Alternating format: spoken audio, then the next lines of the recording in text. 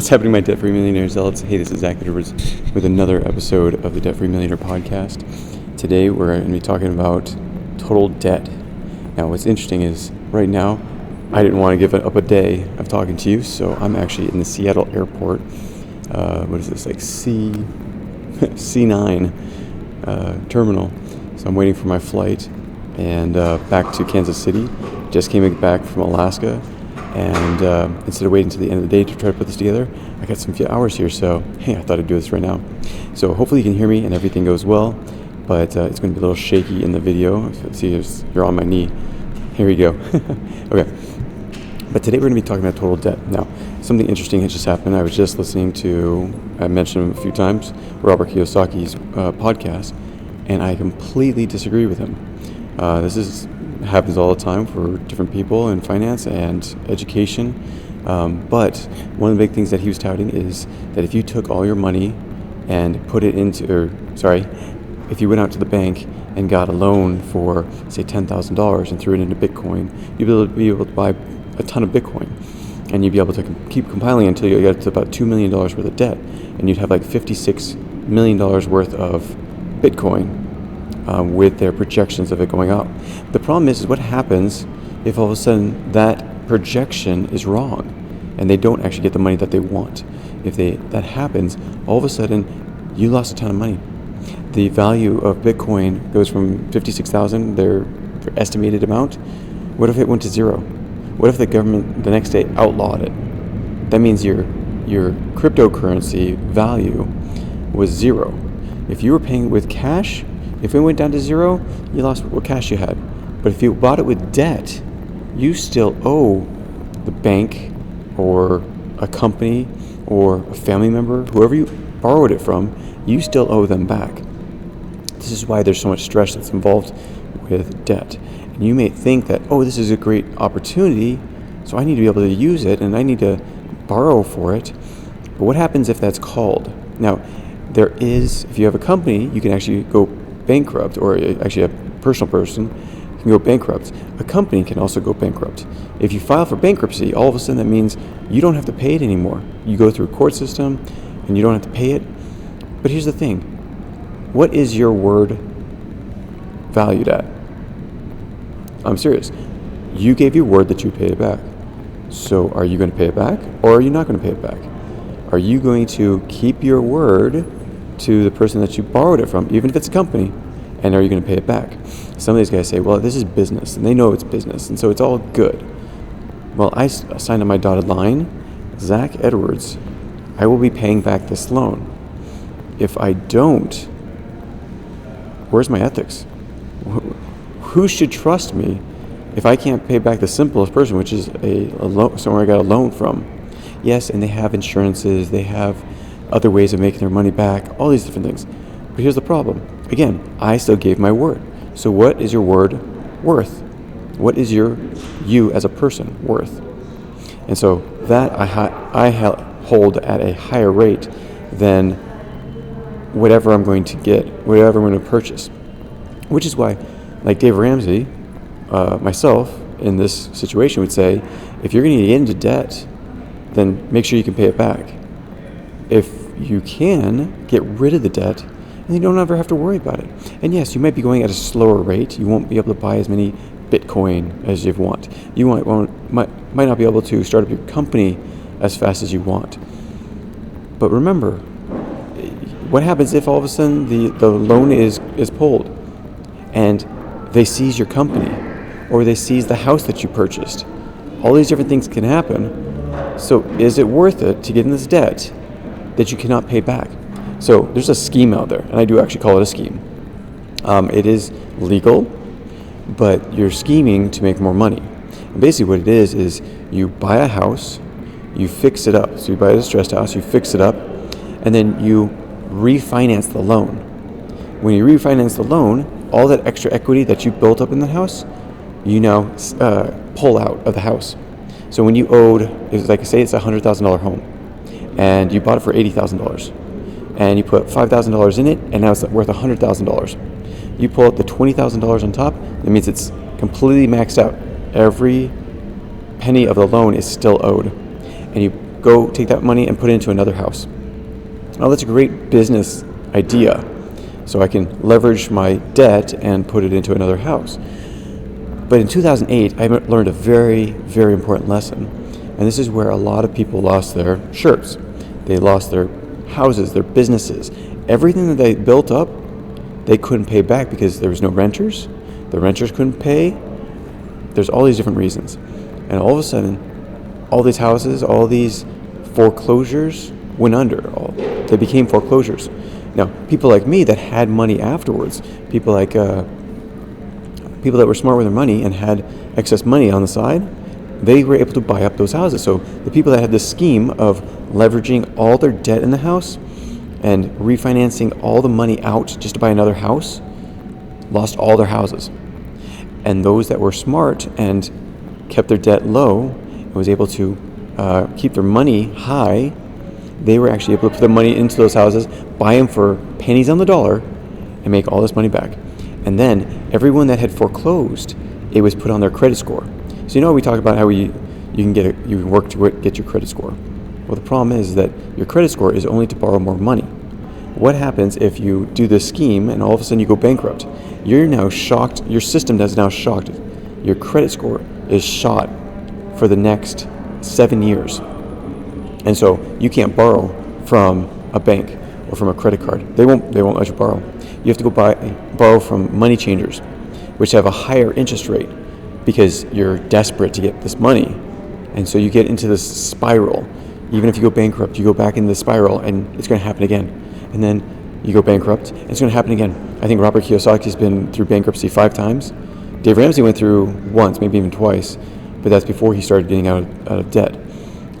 So there is good debt and there's bad debt, and then there's extended amount of debt, which I think is just as bad as bad debt, because even though it's part of your business, it's not actually getting you what you should be having, and that's honest and good assets.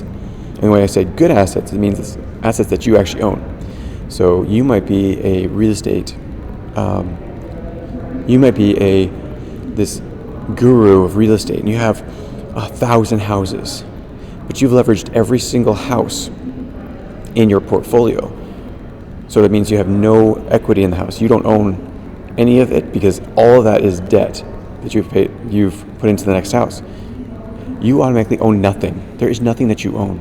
If every house, let me put it this way, if you have a mortgage on every house, the bank owns that house. You do not own that house.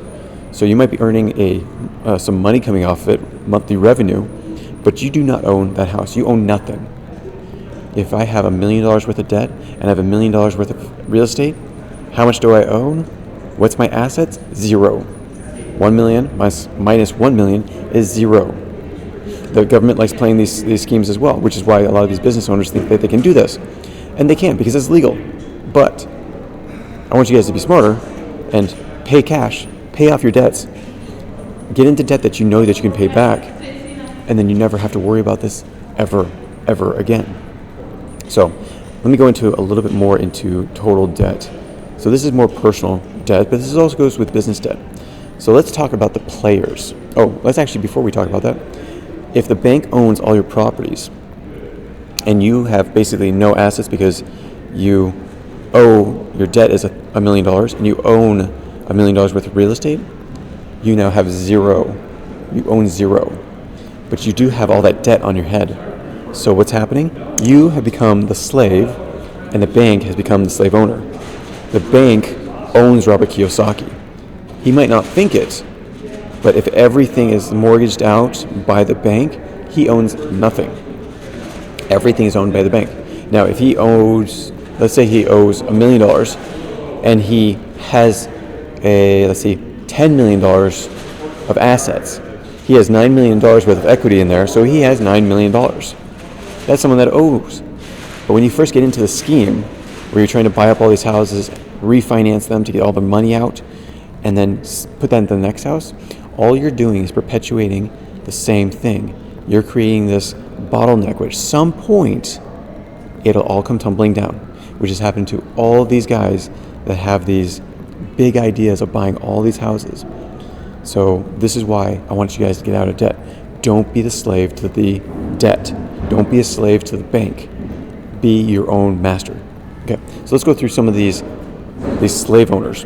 Okay, so these are the credit card companies. Easiest money you can get is from the credit cards. Everybody wants to give you a credit card. And so when you give everyone a credit card, when everyone's able to get a credit card, all these teenagers or all these college students are able to get credit cards, they're going to max out their credit cards. Unless they're smart, they're going to max out their credit cards and they're going to owe this money. And they're like, wait a second, I did this to have fun, to buy up things that have like no meaning to them, no value to them. And then all of a sudden, they owe $10,000 and they don't have the money to pay it back. So then they go bankrupt or their credit score gets hit because they did not pay their debts back. And what's happening then? They're now becoming the slave to the credit card, or if they can't pay and they default, the credit card company will say, well, I'm going to send it over your credit score, and all of a sudden they become your slave owner. That means you cannot get any more debt from any lender because they're going to look at your credit score, which is this number that's floating around online that basically says how possible it is for you to actually pay back your debt. If you have a high amount of debt and your income is very low, your credit score is going to be very low. If you make a lot of money and you have a reasonable amount of debt, your credit score is going to be high. But if you don't pay your debt, what happens? That credit score will be dropped for the next 7 years because on the credit report, it'll actually say that you are a default. You do not pay your debts. And so your credit score will be destroyed for the next 7 years. So be careful of this. This is what we're trying to talk to people about. It's not worth it to get into slavery with your credit card company because you're going to be working at your full-time job just to pay off your credit card. And if you're doing that, all your money is going to the credit card company. So the credit card company owns you. That's how it is. The same thing goes with the bank. The bank does the same thing. They let you borrow money, and they love letting you borrow money, but then all of a sudden your interest rates go high, and you realize that you cannot pay back all your debts because you have credit card company looking over you. You have your bank looking over you. You have other people looking over you, and all of a sudden, you don't have the money coming in every month to pay off those debts. And this is why, again, the next thing that happens is the credit bureau comes after you, and they tank your credit score. Now, there are 3 credit bureaus out there. There's Equifax, Experian, and TransUnion. So these create basically the history of your company or your personal life. This is your financial history. And they say, this person did not pay this, they did not pay this, they did not pay this. This credit card amount is too high.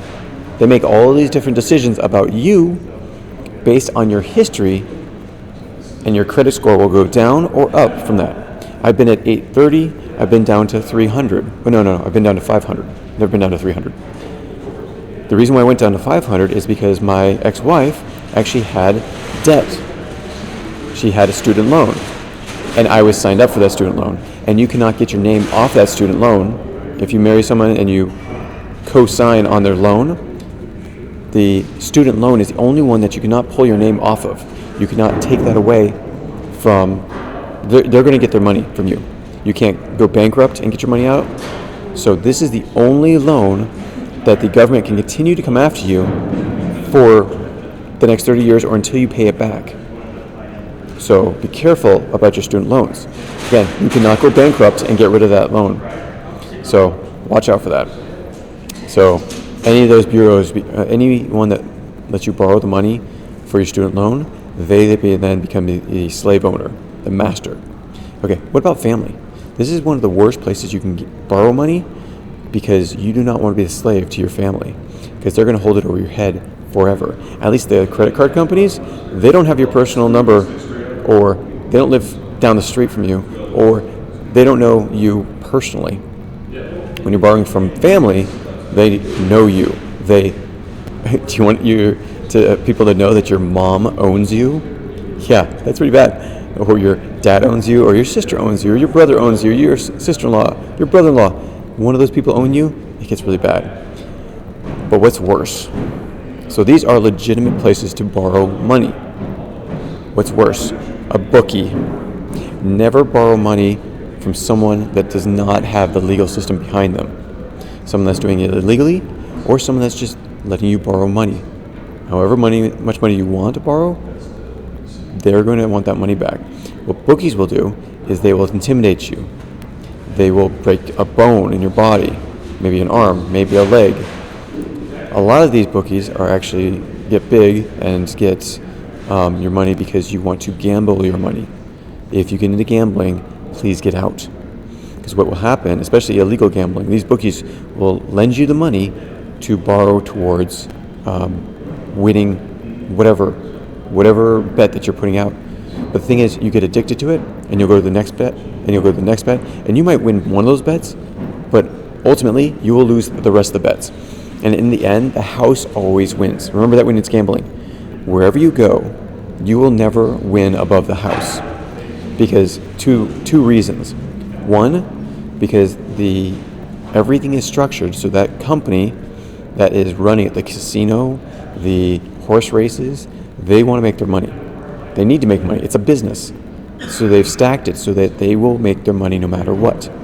So any money that you put in will be paid to them. Now, you might get a great heads up on some gamble that's going to be a for sure thing. Well, nothing's for sure. And also know that might be one, but then you'll get addicted. Oh, I can do this again. No, you can't. Because every time, the further you get into it, the more you will lose. Talk to anyone that's been in gambling and gotten out of gambling, they'll tell you the exact same thing. Now, there are things that people do, say, I'm just going to spend $20. Okay, I can understand that. If you're going to spend $20 and you have self-restraint, and you're not going to say, well, I can put another $20 in, and I can put another $20 in, then you're going to keep going. These bookies are there when you can't borrow any more money from legitimate places, and you need to borrow it from them in order to lay your bets down. They will come after you. They will intimidate your family. They will do things up to the point of being illegal to scare you into paying back their money, because they do want to get their money back, and they can't go to the government and say, hey, this person didn't pay up because they're illegal. Bookies are technically, they're skirting the lines of legality. What's another one you can do? Okay, you're going to see a lot of these places when you drive around town. They're called title loans or paycheck lenders. These are people that they're basically saying, you can borrow money, but if it's a title loan, you're going to give up your car's title if you don't pay up.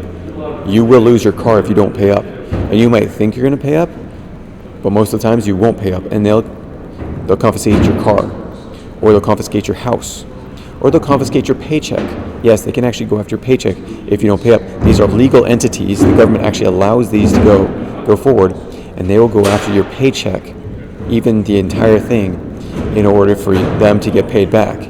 And they have a legal right to, because you asked to borrow money.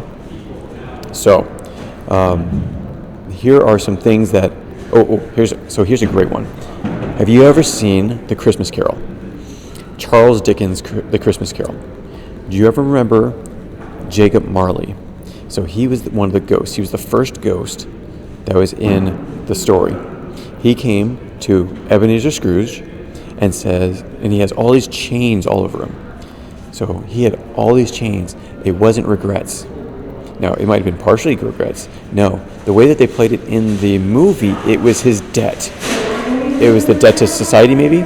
Oh, give me 1 second. There's an announcement, and it's getting loud.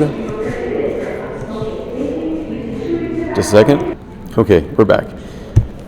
That was an annoying announcement. Okay, so Ebenezer Scrooge and the Christmas Carol. Ebenezer Scrooge was a money changer.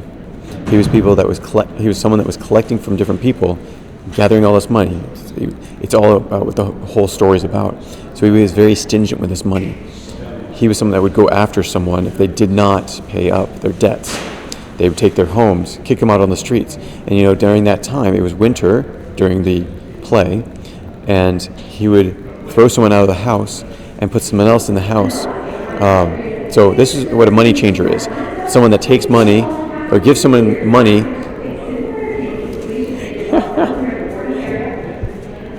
Yeah, announcements. And we're back now. Okay, sorry about that. This is the hard part about doing it in the airport. But I thought it'd be an interesting experience. Okay, going back to Ebenezer Scrooge.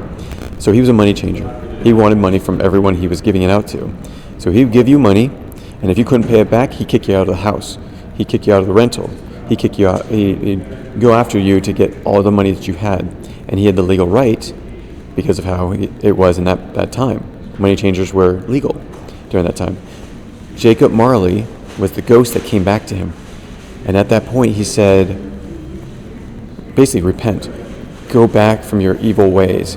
Because this is what happened to me. I died while not changing my ways. And all of a sudden, he had all these chains that were over him that would carry on for eternity. Because they were regrets. They were everything that he owed to society. These were his debts on society. Because he had destroyed so many lives. Because he had done so many rotten things. Money changers are not to be trusted. And if you become a money changer, you're going to be the next Ebenezer Scrooge or the Jacob Marley.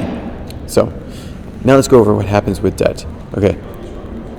So high debt takes away your freedom.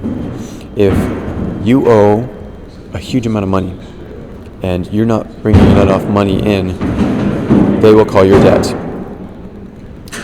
They will actually make it so that you cannot do certain things that you want to do. And you have to work full time in order to pay off your debts. And if you don't work full time, they'll take everything away from you. Everything financial away from you. So high debt takes away your freedom. You also, if you have high debt, you can't go on vacations when you want to because you have to work in order to pay your debts off. So high debt also decreases your credit score. Your credit score is what holds you available to borrow more money. Now, the great thing is if you can get rid of the credit score, you don't need the credit score anymore because you're never going to borrow any more money ever again. So all of a sudden, every dollar that you have is your credit score. If you have the money, you can buy the thing. If you don't have the money, you can't buy the thing. Just like a credit score. If you have the credit score, you can get loaned the thing and buy the thing. If you don't have the credit score, you can't borrow the money, you can't get the thing. So bringing your credit score down because you didn't pay up will hurt you in the end. Again, if we can get out of that debt, you're going to be a lot stronger because of it. So debt can also land you in prison or bankruptcy. Bankruptcy is going to destroy you financially for the next 7 years. Prison is going to destroy you for basically the rest of your life because that will be on your record. And people can look up your prison records. You actually have to divulge that in some businesses when you go to work for them. So, if you do things that are underhanded or against the law, you will end up in prison. If you can't pay your debts, you're probably going to go through bankruptcy. If your company can't pay up your debts, you're probably going to go through bankruptcy.